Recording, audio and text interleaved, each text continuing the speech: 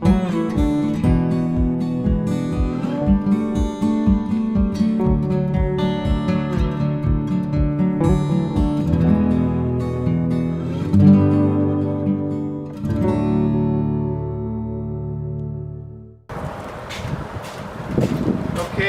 now we're inside our shed, our storage shed, and we're ready to scrape the boxes and sort them out, decide which ones we're going to keep to reuse for making up splits or to putting in the colonies we're taking the splits out of.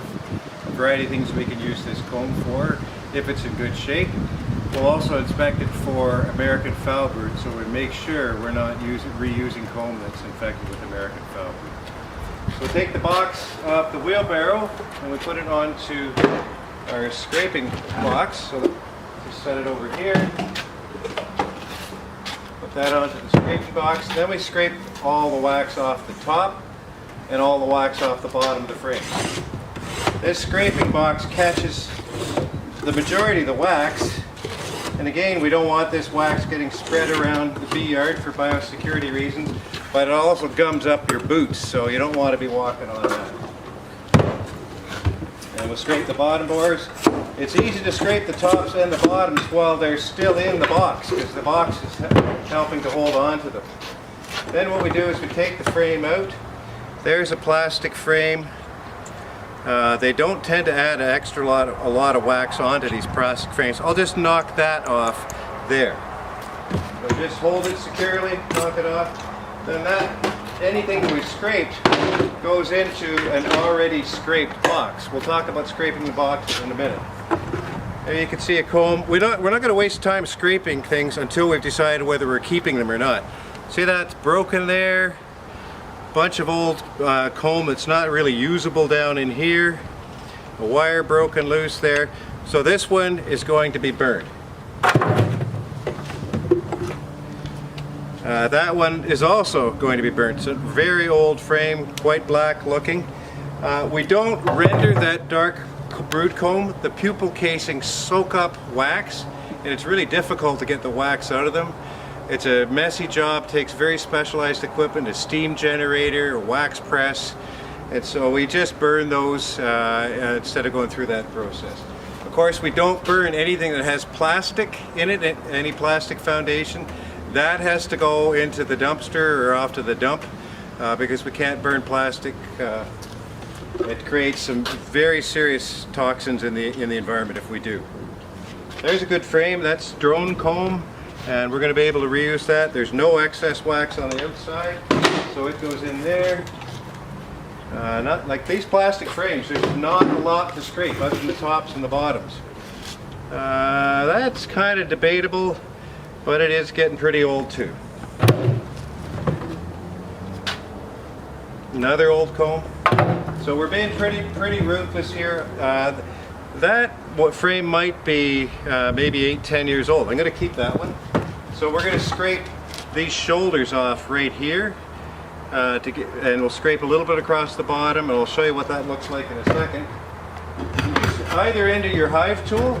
Sometimes scraping works better with the heel of the hive tool, sometimes with the blade of the hive tool. So down there.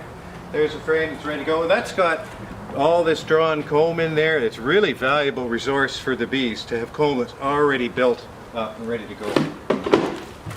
This one, on the other hand, never did get drawn out last year. You can see they've just started to build comb on that, but there's not much there. I'll clean off those little bits there.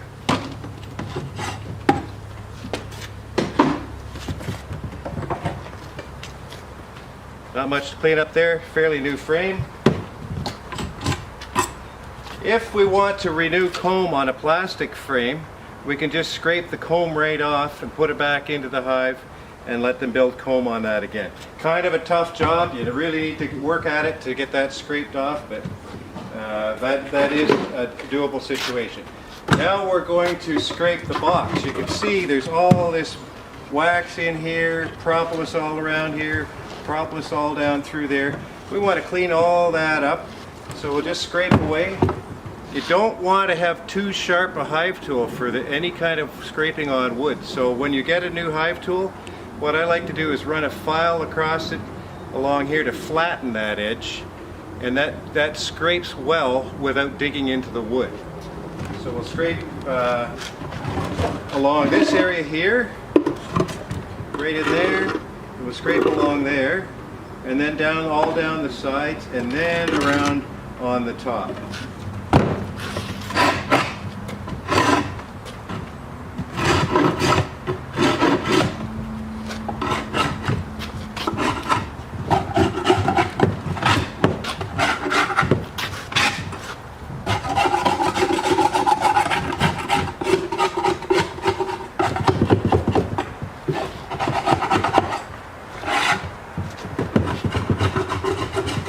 Bit of a workout.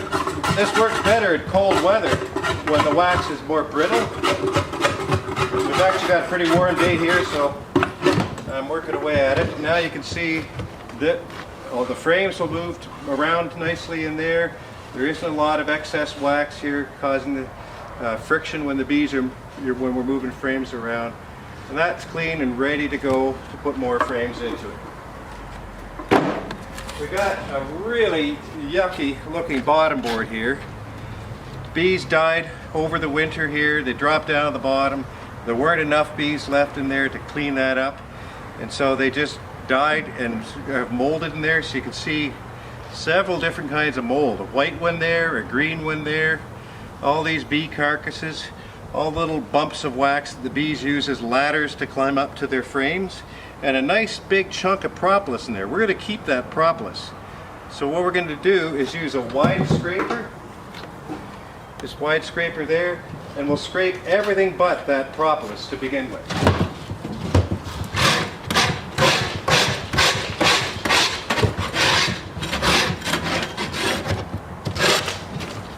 A scraping box like this is really nice to have, but any kind of a table works fine, but you need to have something to jam things up against so that you can scrape really well when they're held on to. So there's our nice chunk of propolis there. We'll clean that up a little bit more, and then I can scrape that propolis up. See how I'm holding my hand there above it so we don't lose any of it? There's some. There's some more. Pretty sticky. And the rest of that's kind of dirty. So we got a nice little lump of solid propolis there that we can use.